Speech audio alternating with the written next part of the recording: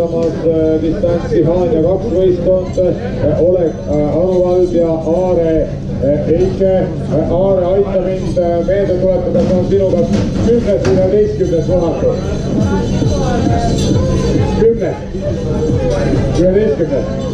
ja 10 oli kirjas enne tänast ja täna 11 on lõpetatud, nii et Aare on üks 10. klubi mees ja tuletame meelde, et need, kes on osalenud kas 5 võhandumaratonil või 10, saate siit sekretariaadist endale ka spetsiaalse märgi kas 5 korda võhandu läbinutele või 10 korda läbinutele. Nii et kõik, kes on arvet pidanud ja teavad, et täna täitus kas 5 või 10 kord, pöörduge kohe sekretariaati ja need aumärgid ootavad teid.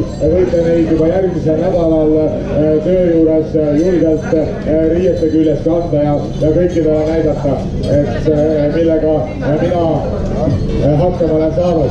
Aga teine VTB ehk siis vesijalgratta või akvapati mees on tulemas ja see on Tõnuke Hendrikson. Tõnuke Hendrikson, ka tema läheb selja taha 12 võhandu maratoni, nii et kõigil 12 korral on ta kaasa löönud ja tänavu siis taas vesijalgratta klassis